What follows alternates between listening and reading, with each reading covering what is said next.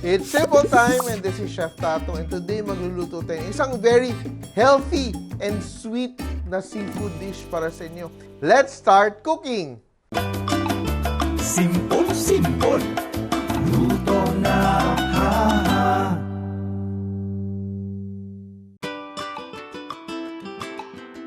This recipe is part of the Simpol Cookbook series where we try to make cooking as simple as ABC. And today we are making a seafood version of the very popular Binakol. So we are making seafood Binakol. Very simple lang yung process natin ay parang tinola but instead of the water, buko juice yung gamit natin.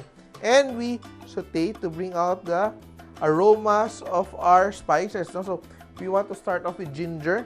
So ito, gusto natin lumabas talaga yung bango ng ating aromatic onions. I don't want to burn it. I just want it to have a very clean flavor. And sliced garlic, I just sliced the garlic. And I have here lemongrass. So we're using the bulb. And what I'm going to do is I'm going to smash it to release its juices. No? I just use the knife. And I just tie it into a knot. Ganun lang siya. Yan. And I add it into my saute. Very easy to do.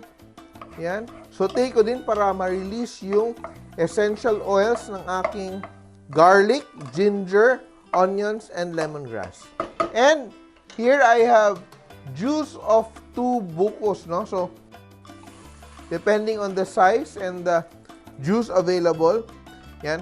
And I just let that sit until it simmers. Yan. I just cut it in half.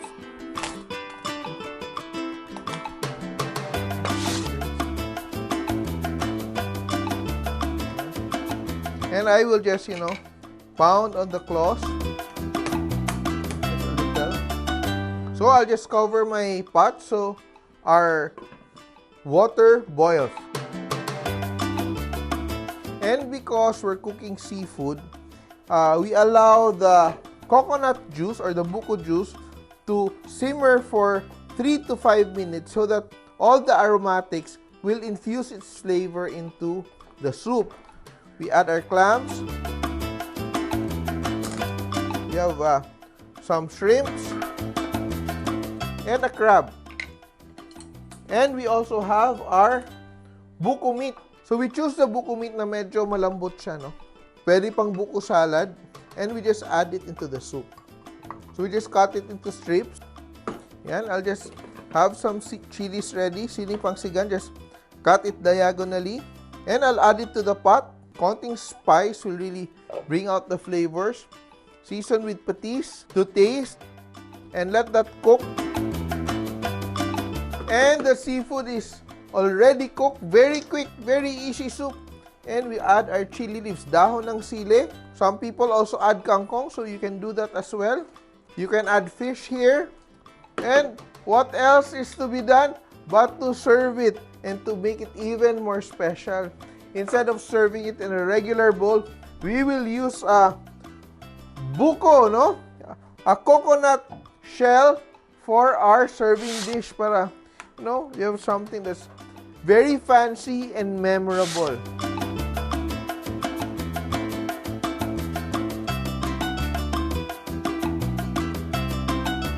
Here it is, our simple version of seafood Binakol, which you can make for a very memorable experience.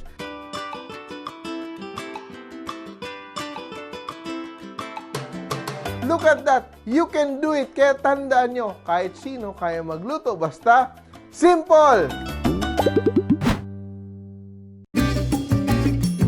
Mga ka-simple, remember, loving is sharing. Kaya share this video and like nyo na rin. Kain muna ako. Bye!